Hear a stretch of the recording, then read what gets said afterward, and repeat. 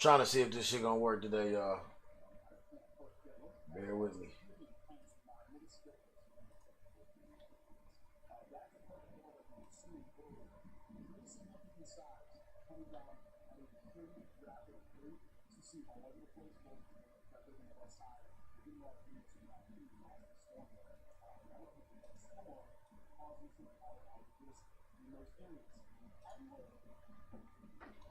All right, let's see if we can get this show on the road, y'all. All right, man. What's going on with y'all, man? Y'all know what it is. Your boy PG the Hustler, man. Another episode of Talking Shit. We're going to try to run through this shit, man, and see if we can get this shit going, man. Yesterday, it's funny when they was talking about this Trump shit. Everybody it was having little problems, man. So, my machine warmed up, my machine on, man. We're going to see if this shit going to run all the way. Not electing Hillary Clinton in 2016 will go down as one of the biggest mistakes in our nation's history. I don't give a shit what you think of Hillary Clinton. I don't care if you love her or hate her. I don't care if you love the Democratic Party or you hate the Democratic Party. The Supreme Court justices that was nominated under Donald Trump would not have been nominated under Hillary Clinton. And the bullshit that we see coming out of the Supreme Court today would not be happening had she took office in 2016. I don't give a rat's ass about Donald Trump's policy. I don't give a rat's ass about his mean tweets. His presidency set us back 100 years. And there's a whole lot of people out there celebrating. Oh, look, we got it. We won something. You didn't win shit. All you did was trample on fellow Americans' rights, stuff that would have never affected you or bothered you in the least. That's why I call bullshit on this whole idea that you won't smile our government and don't tread on me. That's why I always call that bullshit flag out for the bullshit flag that it is. You don't give a rat's ass if the flag is trampling all over other people. If you disagree with their lifestyle or you disagree with where they come from, you're perfectly okay with your government just walking all over top of those people. You'll sit back here on 4th of July weekend and you'll brag about being free. Meanwhile, there's a shit ton of Americans that don't feel quite as free today. And if they're not free, they ain't none of us free. What is it y'all love to say to us? Well, if they could do it to Trump, they could do it to you. That works both ways, Scooter. If they can do this to your fellow Americans, they can do it to you. But actually, they don't have to do it to you because they've already got you. They've already duped you into voting for them. They've already duped you into chasing that carrot by dangling all these stupid-ass culture wars under your nose. And you'll sit there and follow it to hell and back while your pensions drift away, while everything you ever invested drifts away, while your whole future crumbles. You'll be sitting over here going, yeah, hell, go woke, go broke. Or whatever fucking cliche they taught you to say yesterday. It's bullshit. And I'll sit here and call it out till the end of time. Now, a whole lot of people told us back in 2016 when Trump was elected, hey, just relax. Maybe it won't be as bad as you think it's going to be. But we all knew exactly how bad it's going to be because we saw through Donald Trump back then, and so did Hillary Clinton. Take a look at this clip and watch how spot on she is describing Donald Trump and how things are going to pan out. You know, every time Donald thinks things are not going in his direction, he claims whatever it is rigged against him. The FBI conducted a year-long investigation into my emails. They concluded there was no case. He said the FBI was rigged. He lost the Iowa caucus. He lost the Wisconsin primary.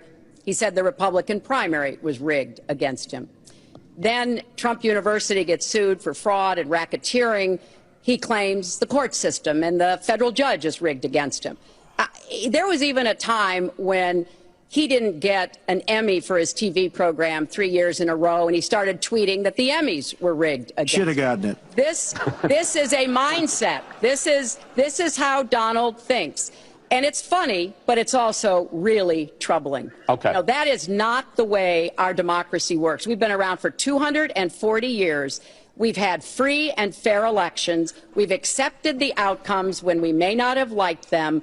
And that is what must be expected of anyone standing on a debate stage during a general election. So if there ever was a championship in the I told you so department, Hillary Clinton would be the undisputed champion because she called it spot on exactly how it would happen. A whole lot of people back then said, oh, just give Donald Trump a chance. Maybe it might not be so bad. But we all saw through Donald Trump a long time ago, just like Hillary Clinton did. We saw the type of campaign that he ran.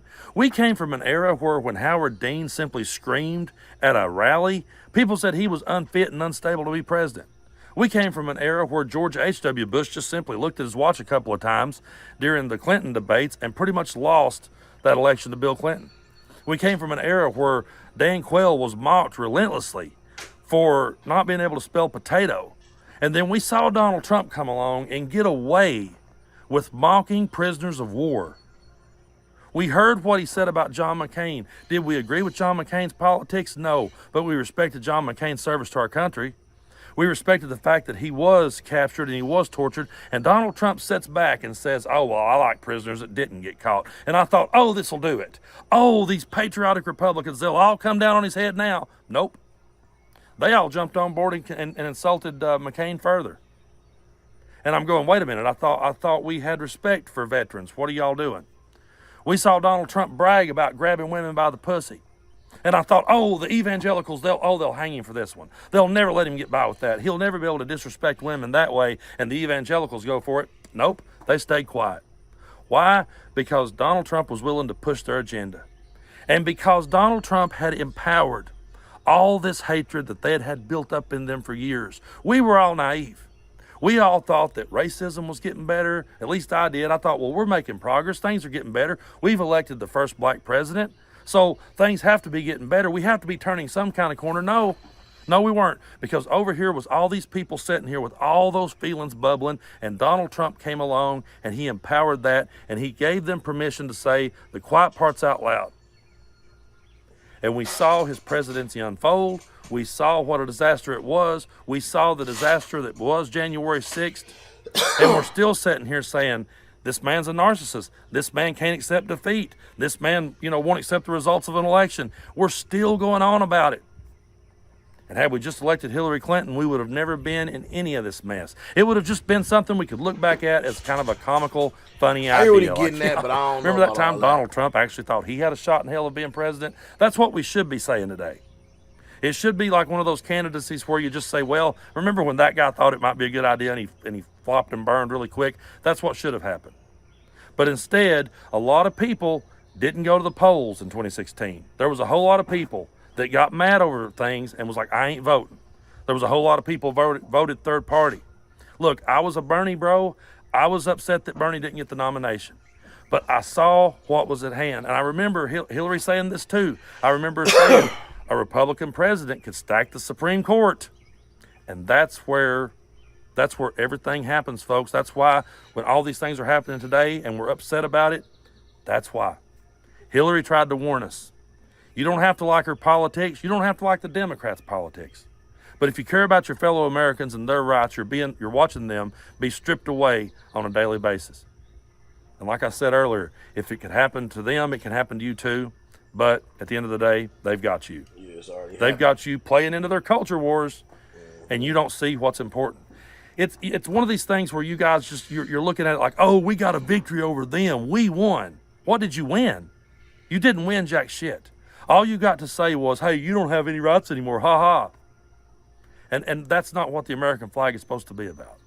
That's not what freedom is supposed to be about. Freedom is supposed to be everyone having an equal shot at happiness, an equal shot at opportunities. That's what should be going on.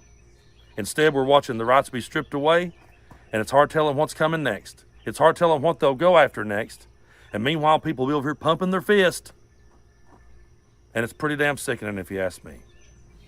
So folks, be sure to hit that subscribe button here on Midas Touch and share these videos with your friends because we are the fastest growing news network in the country, and there's a reason for it. People come to Midas Touch because we tell it like it is, and because we don't believe in the both sides argument when it comes to race. We don't believe in the both sides argument when it comes to homophobia. We don't believe in the both sides argument when we see rights being stripped away from fellow Americans.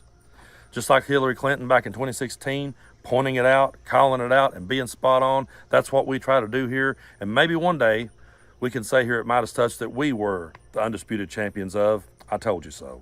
Hey, Midas. So, I don't know, man. I don't know if Hillary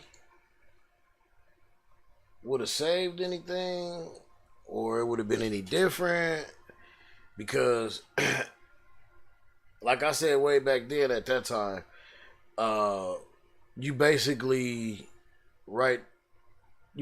are fighting over the lesser of two evils. You know what I'm saying? At that time, back in 2016 when this shit really happened. So I don't know if going with Hillary would have made anything fully better. So I'm not too sure about that.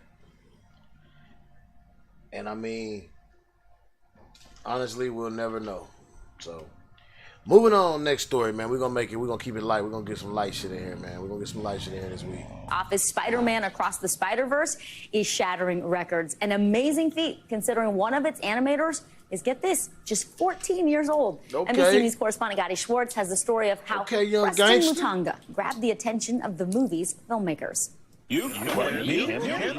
Swinging into summer as a bona fide smash hit, Spider-Man Across the Spider-Verse is setting new heights for Sony Pictures Animation, raking in more than $600 million. It's the animation studio's most successful film yet.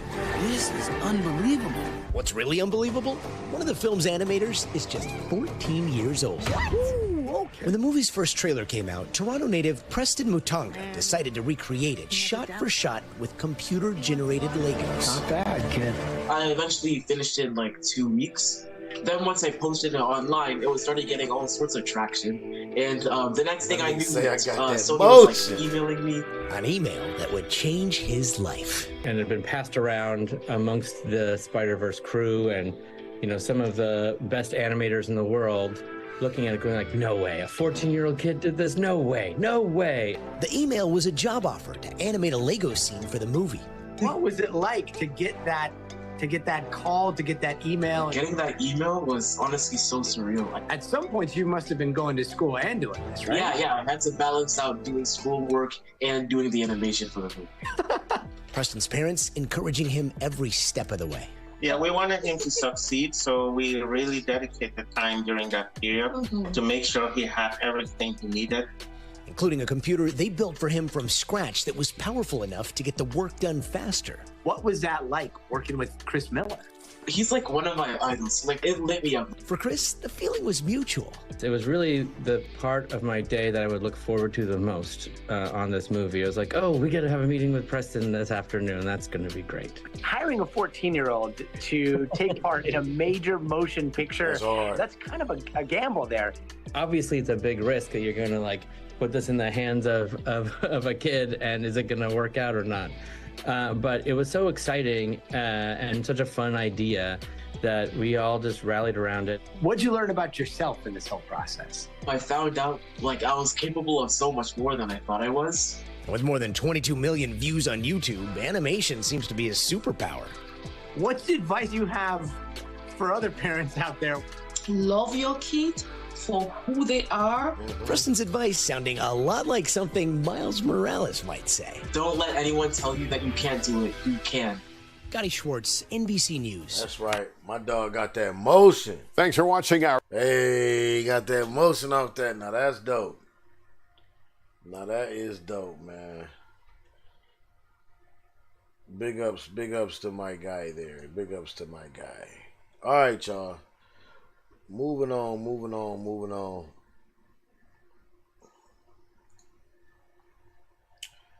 In the Sacramento area turned violent after officers with the California Highway Patrol say spectators broke into an Amazon truck.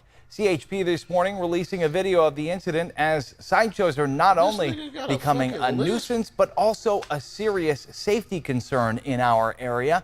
ABC 10's Garshpal Sangha has a look at the video. White Mustang active. A sideshow in the Sacramento area turned hostile after an Amazon truck approached this unknown intersection. Spectators started climbing onto the semi and throwing objects at it. Just info, a big rig is starting to get mobbed by the crowd. These images captured by the California Highway Patrol Air Division shows eventually spectators allegedly broke into the cargo container, but the driver was able to get away unharmed and with most of the cargo. CHP says hundreds of vehicles and spectators were at this incident, and with the help from Elk Grove and Sacramento police departments, multiple people were arrested.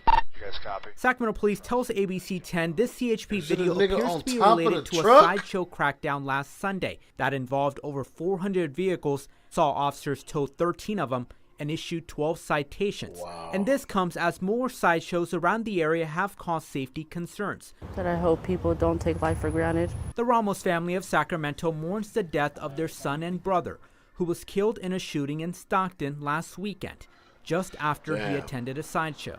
We're just waiting for him to come home, knock on the door, open the door, and just walk in as quiet as he can, like he usually did, trying to scare one of us. It's really just waiting. It doesn't feel real at all. No arrests have been announced in that case, but frightening moments for an Amazon truck driver jumped on. escaping just in time. Frightening moment indeed. Our Gars Pansanga reporting. In other news, Sacramento Sheriff's Office now investigating a shooting involving a motorcycle club. Deputies say that the victim called 911 at about 9 this morning after he was shot while riding in the area of Madison Avenue near Laurel Oak Way. And niggas in these shy shows, man. Stolen, opened up the Amazon truck, man. That's crazy. Anyway, moving on. Like I said, we're going to get through this, man. We're going to get through this shit. Thank y'all for rolling with a nigga. Right. Matter of fact, hold up. I want to thank y'all for riding with a nigga today.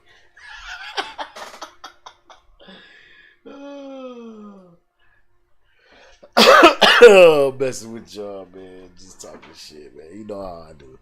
All right, let's get to this bullshit because we got an update on this shit, too, God. Oh, this shit about to be crazy, dog. All right, man. Let's hear this shit. On her again. What was it like?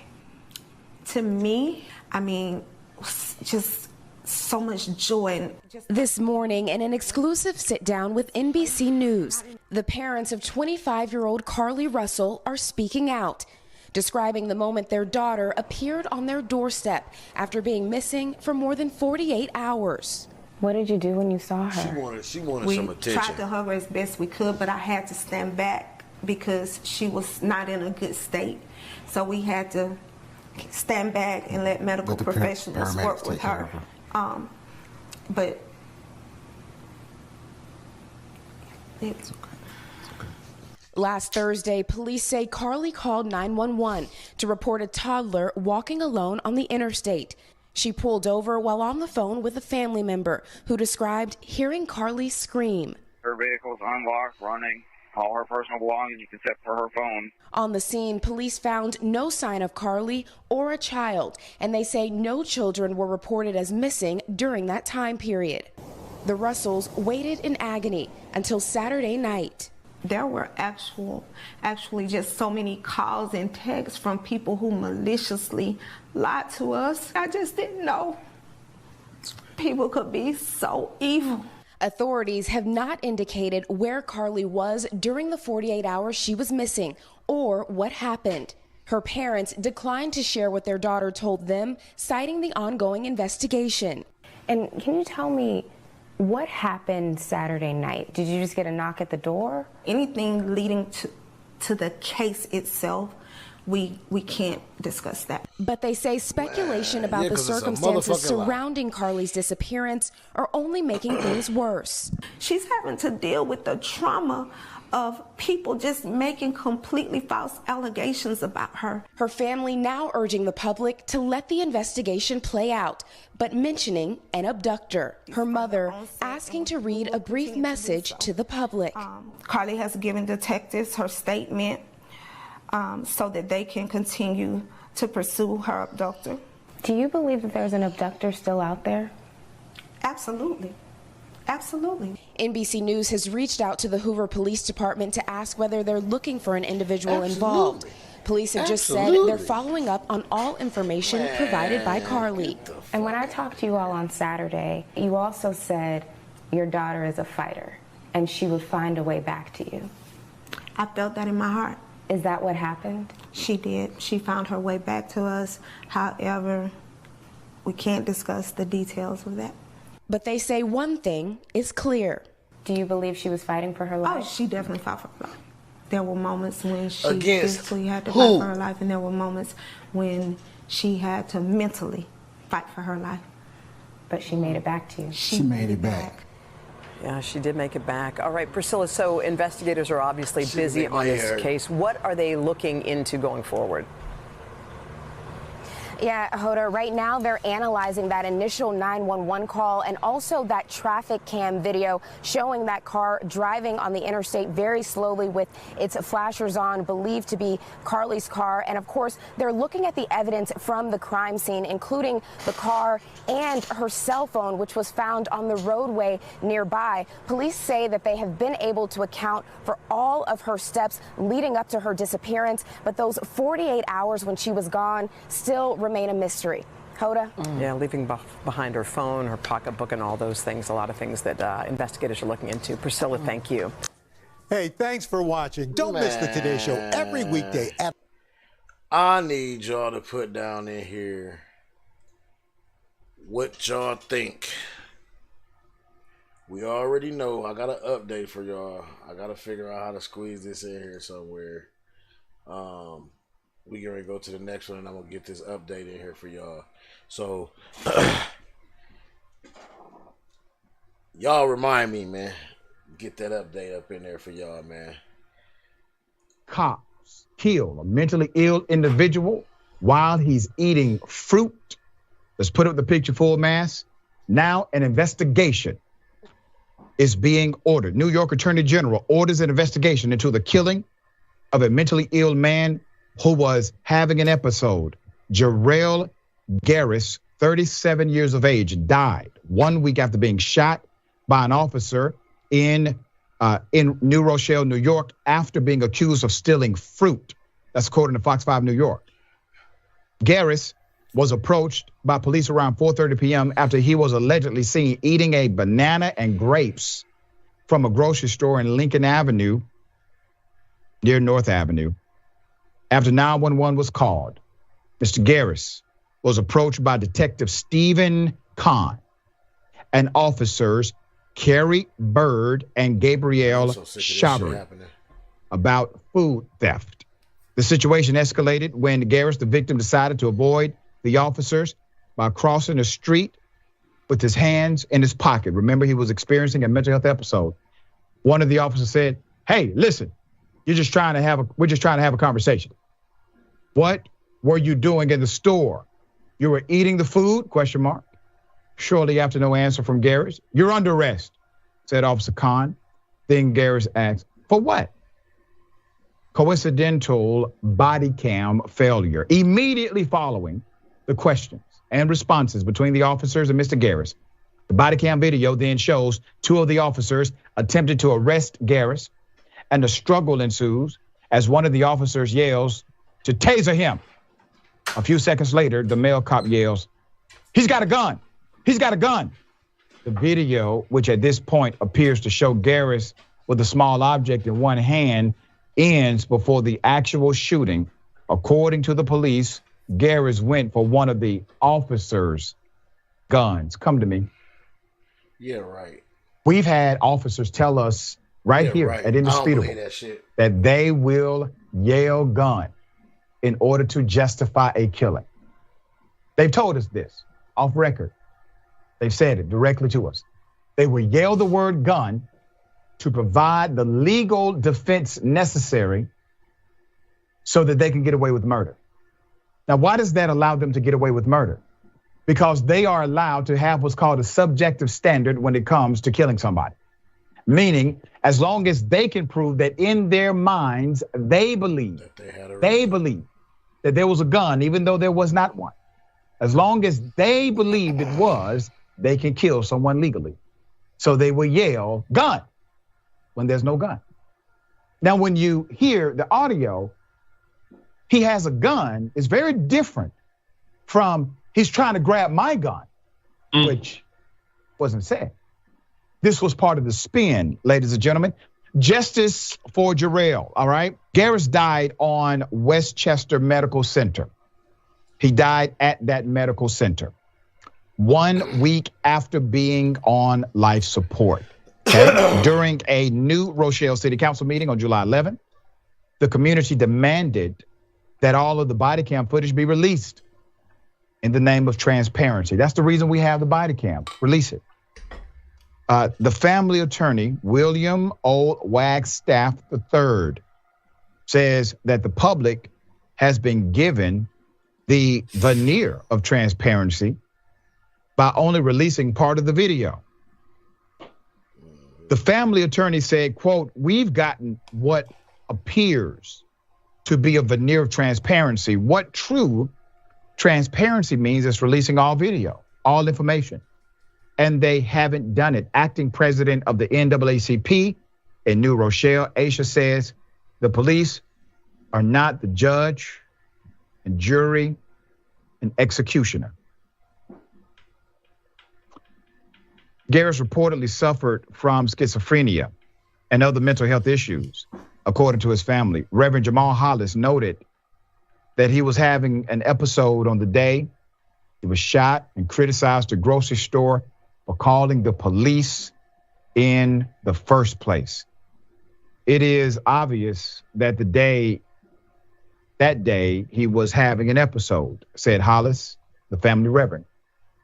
I think it's important to know that when you own a store in a community and you have the community patronize your business, there should be some know-how and empathy in how you treat everybody in that community. I concur 100%.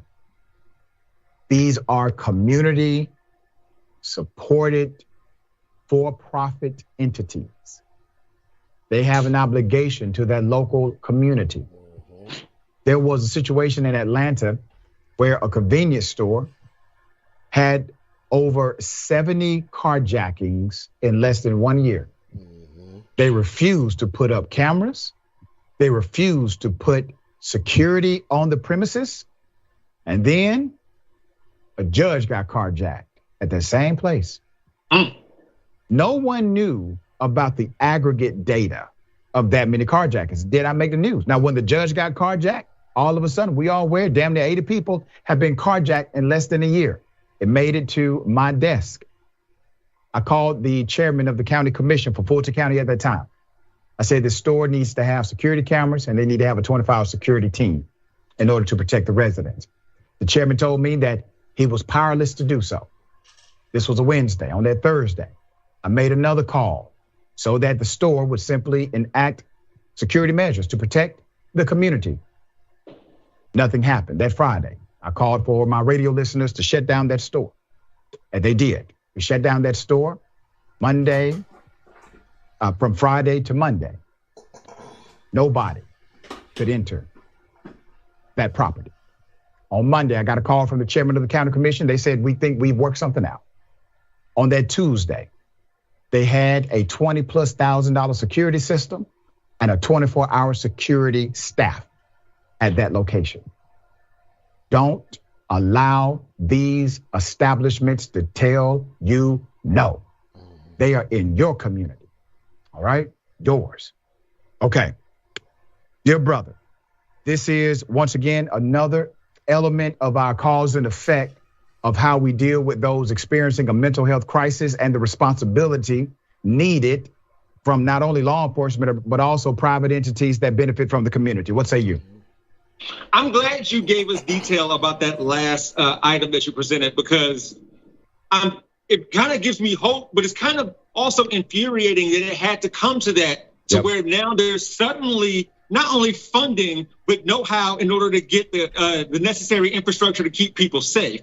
So with that said, as you alluded to earlier, when it comes to he's got a gun, never mind the fact that they didn't say he's trying to take my gun, he's got a gun. The same thing is said when it comes to resisting arrest. He's resisting, say it out loud a few times, then they can do what they came to do in the first place. No de-escalation techniques, none of that. Going straight to what they know how to do, which is brutality. Hands and behind your back, and you standing there wondering what the hell going on. These motherfuckers, man.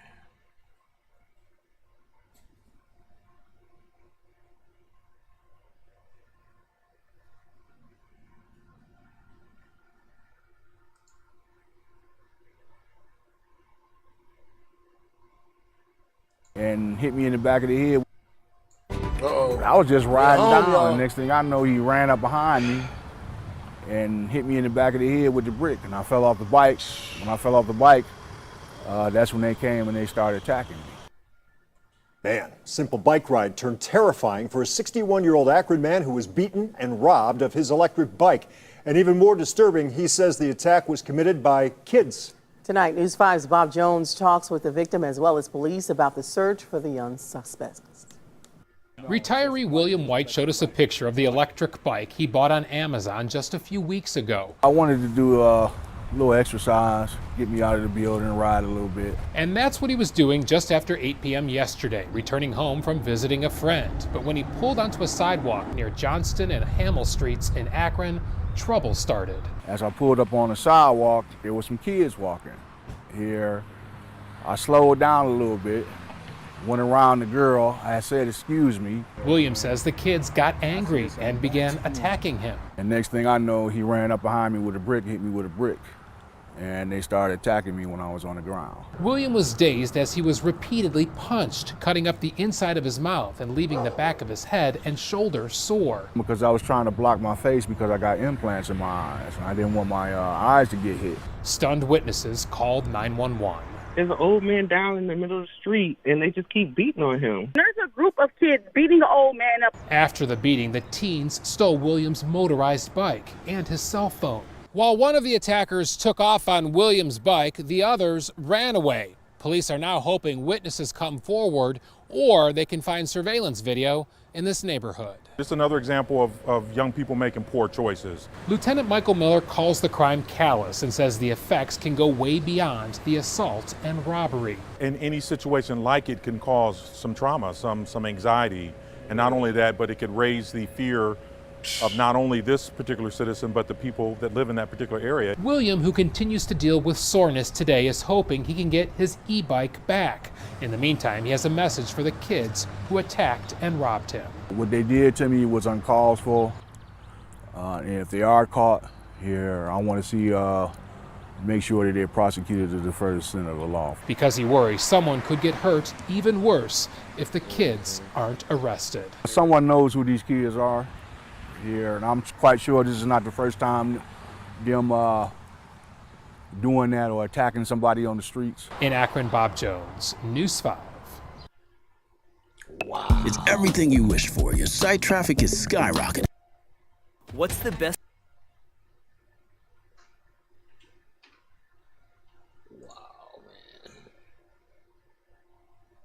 And I'm DeLon Dillard. A Cleveland councilman wants at least one armed guard at bars open late and more if something really bad happens. Now, that proposal comes just days after a mass shooting in Cleveland's downtown warehouse district. That shooting sent 9 people to the hospital with gunshot wounds almost a week ago. News 5 investigator Tara Morgan is live in the warehouse district. Tara, is this proposed ordinance a direct response to that shooting? Yeah, most Councilman definitely. Richard Starr, who's calling for these armed guards, says no. He has been working on this proposal since May, and one industry leader calls it absurd. The mass shooting may not have been the catalyst, but Councilman Richard Starr says it's an example showing changes need to happen now. When you talk about the safety and the crime and the spike that we're dealing with in the city, we got to talk about real solutions. Days after the mass shooting in the warehouse district, Councilman Starr proposed redefining late-night businesses to include bars, requiring an armed security guard and shifting the hours between 11 p.m. and 5 a.m. And should a violent crime happen, the business must have at least 4 armed guards or close up for the night. I think it's ridiculous, quite frankly.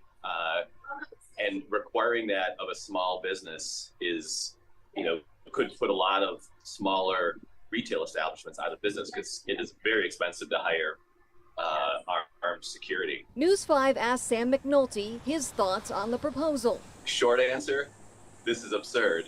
He and his business partner operate several restaurants and breweries in Ohio City. I would argue, as someone who's been in this industry for nearly 3 decades, the last thing we want to do is militarize retail establishments in our city. And the guns are the problem. We don't need more of them. Court records allege the suspect in the mass shooting got a gun from his car after seeing some victims at a bar on West 6th Street and started shooting into a crowd. This surveillance video shared with News 5 shows people running for cover. You also see a uniformed officer at the bar. McNulty says they too hire private security and off-duty Cleveland officers. Who's going to pay for this? That's a big expense. Yep, so the thing, what I tell bar owners is, look, let's sit down and continue to work and vet this out. But don't be quick to say all this costs, but it costs to be able to keep safety, don't it? It costs funeral costs too. Starr's proposal also calls for security cameras inside and outside late-night businesses and for the cameras to be on the city's camera registry. McNulty loves the idea for cameras and says it's something he's discussed with business neighbors in Ohio City as a great tool for the police. Putting more guns into the equation is not the answer. Councilman Starr says he gets calls from people in his Ward 5 about shootings and wants the same response as something that makes national headlines. One homeowner there wouldn't talk on camera with us about gun crimes, fearing possible retaliation. We need an actual plan of action of how we're going to get people to stop using these guns and think about another cycle. And you want it done now. And McNulty says Starr should talk to people who are in the industry and look at measurable results and what works best in other cities. Starr says the safety chair has the option to call a special hearing and discuss this. If not, it could happen in mid-August. In the Warehouse District, I'm News 5 investigator Tara Morgan.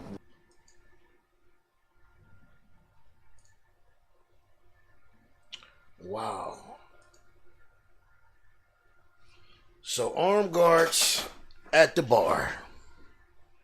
We're gonna see how that's gonna work, man. We definitely gonna see how that's gonna work, man. So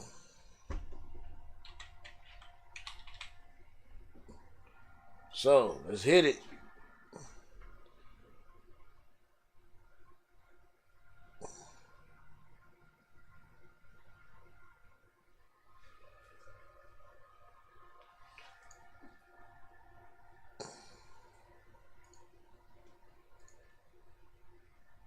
Nah, let's see this shit. The disappearance of Carlee Russell this morning, police in Alabama say they're not able to confirm her story of what happened to her. The 25-year-old disappeared last Thursday. She later turned up at her parents' home and said that she had been abducted. Well, officers say in the days before she disappeared, Carlee took a robe and some toilet paper from her job. She was caught on surveillance doing that. She then stopped to grab food before getting on the interstate.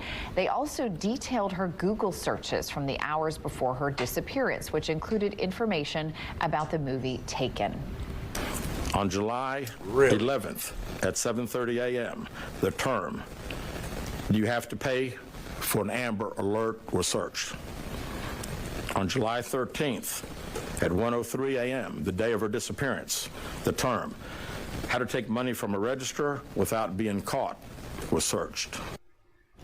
Authorities say they do not believe that there is a threat to the public. They have asked to interview Carlee Russell for a second time, but so far they have been denied. Ain't no damn kidnappers. Ain't no damn kidnappers. Alabama woman who said she was abducted while trying to help a toddler on the highway. But ABC's Janae Norman reveals there is no evidence to back up these claims. The shocking new details laid out by Hoover police and their investigation into Carlee Russell's mysterious disappearance and return, including questionable Google searches made before her alleged abduction. The term "you have to pay for an Amber Alert" was searched. A search for a one-way bus ticket from Birmingham to Nashville. A search for the movie Talkin. Authorities citing immense public pressure for more answers about what may have happened when the 25-year-old disappeared last Thursday, unable to corroborate any of her story. We've been unable to verify most of Carlee's initial statement made to investigators, and we have no reason to believe that there is a threat to the public safety. Her disappearance sparked national intrigue after she called 911 to report seeing a toddler walking alone on the side of the interstate. I think it's a boy, a little boy. Right now? Okay. So is he wearing clothes? Yes. Okay. What is he wearing? It's a white T-shirt, and it doesn't look like he has any pants on. It looks like a diaper. She stated when she got out of her vehicle to check on the child, a man came out of the trees, She claimed that the man then picked her up and she screamed. Police say Russell told investigators a man first forced her into multiple vehicles, telling detectives there was also a woman involved who she never saw, only heard. Russell allegedly telling police the couple blindfolded her, made her undress, and possibly took photos of her, but that she did not remember them having any sexual contact. At some point, she was put back in a vehicle she claims was able to escape. She told detectives she ran through lots of woods until she came out near her residence. Detectives highlighting possible holes in her account. She traveled approximately 600 yards in her vehicle while she was on the phone with 911, stating that she was following a child. 600 yards. That is 6 football fields straight. Authorities also revealing the nursing student previously researched how to take money from a register without being caught, and say Russell returned home with $107 cash in her sock. Didn't really know how to process it, you know? Russell's employer at a local spa telling ABC News he's considering pressing charges if in fact the money came from his register. If I thought I had an employee that was capable of doing that, they wouldn't be an employee of mine. But she got along with the other employees. Everything was seemingly normal. Now authorities urging Carlee to come forward with more information. There are many questions left to be answered, but only Carlee can provide those answers. Right. ABC News reached out to Carlee's family, which declined to comment. Police say they have not determined if a crime has. Okay. So now they don't want to talk. They don't want to comment. Parents don't want to comment now, but they was just earlier in the show. They was just up there talking about she was mentally fighting. She's mentally fighting.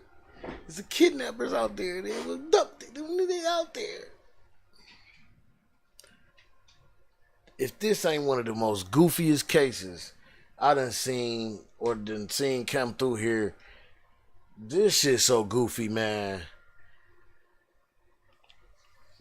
This heifer just want the need for attention should not be this dire.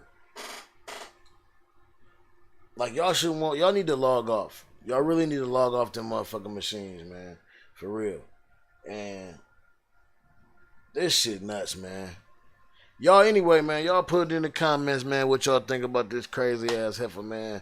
About anything that y'all seen today, man. Put it in there, man, and then we're gonna address that shit. We're gonna tap in on it. You know what I'm saying? We're gonna talk about it. I'm trying to get my boy Iceberg in here. We getting ready to get the other screen set up. Get my boy Ice in here. This white lady looking crazy. Anyway, man, y'all, thanks for tuning in, man. Thanks for checking us out, man. If you didn't know about some of the things, I hope you did. I hope you got enlightened about it. I hope you seen some things you didn't see or didn't know about. If not, have fun talking shit about the shit that we did know about. And this crazy ass heifer, man. Well, anyway, man, it's thunder and lightning out this thing, man. So I'm gonna do like the old folks say, man. I'm getting off this thing, man. Turn that chish out. Nah, I'm messing with y'all, man. All right, man. In my own lane on the way, man. I love y'all, man. Peace. Don't forget to go hug somebody, man. Tell your family you love them, man. Tell somebody something, man. All right, y'all. Y'all be cool like how y'all be cool.